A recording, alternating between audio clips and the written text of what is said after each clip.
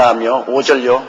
서로 분방하지 말라. 다만 기도할 틈을 얻기 위하여 합의상 얼마 동안은 하되 다시 합하라. 이는 너희의 절제 못함을 인하여 사단으로 너희를 시험하지 못하게 함이라.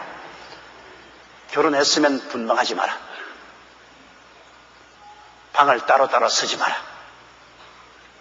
그건 젊을 때는 말이고 늙으면 분방해도 상관이 없어요. 우리 한국에 보면 나이를 되게 환갑 지나고 나면은 부인은 안채 있고 남편은 사랑채에 있어가지고 에헴 하고서 사랑채에 설기침만 고함을 치고 있는데 서로 육체가 필요할 때까지는 분방을 하면 안 돼요. 이제 나중에는 육체가 필요 없을 때가 와요. 그때는 누가 필요하냐? 등 긁어줄 사람만 필요해요. 등이나 긁어줄. 그러나 한참 젊을 때 분방을 하면 시험에 듭니다.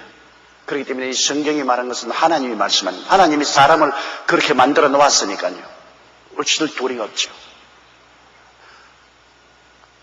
이러므로 하나님께서 말씀하신 대로 부부간에는 언제나 같은 방에 살아야 돼요. 함께 살아야 돼요.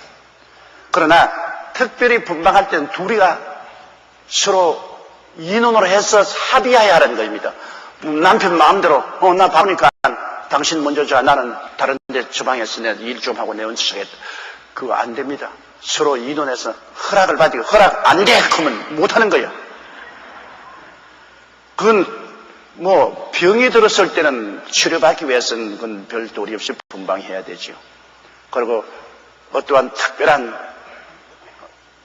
일이 있어가지고서 분방해야 될 때는 그건 어찌할 도리가 없습니다. 여기 성경에 말하는 기도하기 위해서 특별히 다니엘 기도나 마음에 작정한 기도를 하기 위해서 시간을 내서 분방을 해야 되겠다. 그런 특별한 하나님의 사업이나 또 인간 생활에 있어서도 특별히 이것은 별 도리가 없이 분방을 해야 되겠다는 그런 일이 있으면 그거는 합의하여서 하라는 것입니다. 성경에. 그렇지 않으면 분방을 자꾸 하면 마귀가 틈을 타가지고서 죄를 지게 합니다. 이 서양 사람들은요, 어린애기 기를 때 절대로 어린애기 때문에 분방하지 않습니다. 어린애기는 다른 방에 가둬 놔요. 밤새도록 울어도 다른 방에 가둬 놔요. 병들어서 아프지 않은 이상은 어린아이 방에다가 갖다 놓고 부부간에는 언제나 같이 분방하지 않고 이래요. 근데 우리 한국은 많은 남자들이 바람을 피우는 이유가 어린애기 키울 때 엄마가 어린애기 안고서 젖 먹이면서 자는데 그게 남편이 어떻게 곁에 가요? 그럼 뭐 밤낮으로 어린애기 끼고 도니까 어린애기 기르는 동안에는 별 도리 없이 분방을 하게 돼요. 분방을 하게 되면 마귀가 시험하지 않습니까? 그냥 옳다 이 기회다 하고서 잘못된 것으로 유혹이 돼 나가는 것입니다. 유혹이란 무섭습니다, 여러분. 사람이 교육을 잘 받고 인격적으로 훌륭하다고 해서 유혹을 안 당하는 건 아닙니다. 교육을 잘 받고 훌륭해도 환경이 유혹받게 되어 있으면 유혹에 떨어지는 것입니다. 사람은 유혹에 굉장히 약합니다. 그렇기 때문에 주기도문에도 매일 기도할 때 시험에 들지 말게 하시며 그 시험은 유혹을 말합니다. 유혹에 들지 말게 해달라고 계속 기도하는 것입니다. 우리 조상 아담과 하와도 유혹에서 떨어졌는데 우리 그 아담과 하와의 자손들이 유혹을 받을 수 있는 환경이 되면 유혹에 떨어져요. 그 환경에 들어가지 말아야 돼요. 환경에 들어가면 너나 할 것 없이 넘어집니다. 그런 환경을 만들지 않기 위해서 분방하지 마라. 여기에 오늘 내 설교를 듣는 여러분은 대개 다 그런 어린애기 낳아서 기르는 시대가 지나간 사람들이 앉아있는데 내 말이 적합하지 않을지 모르겠지만은 여러분께서 젊은 딸이나 며느리나 아들이나 사위에 있으면 교육을 시켜야 됩니다. 어린애기 기른다고 해서 어린애기 안고 돌다가 남편 잃어버리는 여자 되지 마라. 어린애기 젖 먹이고 난 다음엔 어린애기 침대에 넣어놓고 다음 젖 먹일 때까지 울든지 불든지 내버려 놔야 돼. 많이 울어야 성대가 좋아져요. 노래 연습하는 것이니까 어린아이는 우는 것이 노래 연습인 것입니다. 그러지 그걸 밤낮으로 품에 안고 돌면 가정에 상당한 금을 가져오게 되는 것입니다. 이런 것도 유의해야 돼요. 요 사이는 좀 생활이 유죽하네 그런데 나는 가만히 생각하면 옛날에 한국의 가정생활이 어떻게 유지가 되는지 알 수가 없어. 왜냐면 한 방에 그냥 자식들하고 7, 8씩 나가지고서 같이 자는데 그게 뭐 가정이 될 테겠냐. 그러니까 옛날에 많은 사람들이 돈 좀 있는 사람들은 많이 바람을 피우고 그랬잖아요. 사탄 유혹에 떨어질 수 있는 기회를 제공하기 때문인 것입니다. 사단으로 너희를 시험하지 못하게 하라, 유혹하지 못하게 하라는 것입니다. 그러나 6절요. 그러나 내가 이 말을 하면 권도요 명령은 아니라. 바울 선생께서는 권면을 하는 것이지 명령을 하는 것은 아니다.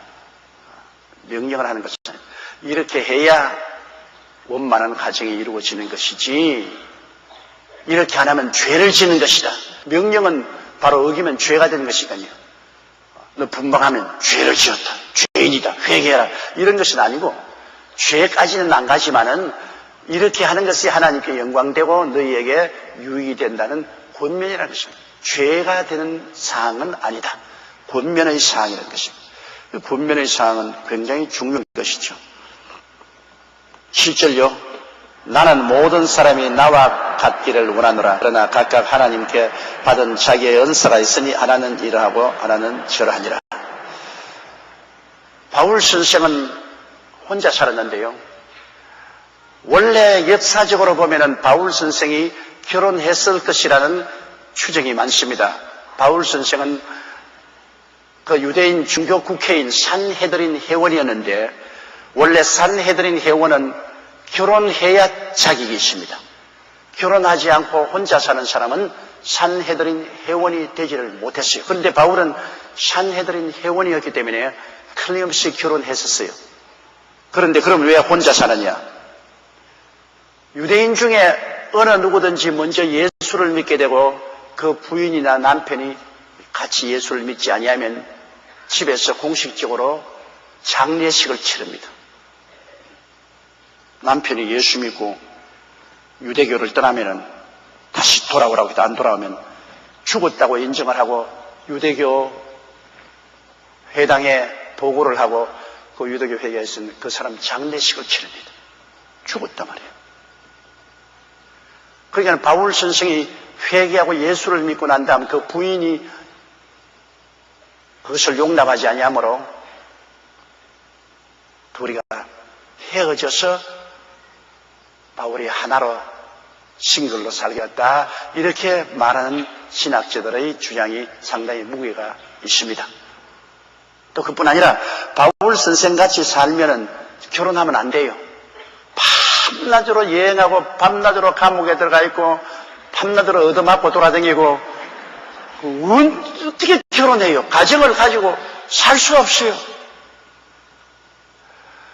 저도 목회하면서 가끔 가다가 생각해 본 적이 많습니다. 한참 이 여의도 순복음교회 세우려고 애를 쓸 때는 결혼 안 하고 혼자 살아야 진실한 목회를 하겠구나 그런 생각을 할 때 있는 것은 집에 들어갈 여가가 없어요. 계속 교회에서 있어가 기도하고 그러니 새벽 기도 준비해야지요. 그 다음에는 낮에 심해야죠. 밤에는 공부해야지요. 집에 들어갈 여가가 없어요. 그러니까 남편의 의무도 다하지 못하고 자식들을 기를 수 있는 시간도 없어요. 그래서 충격을 받았을 때는 이거 진실한 목회를 하려면 신부처럼 혼자 살아야 되겠구나 그런 느낌을 가진 적이 있어요.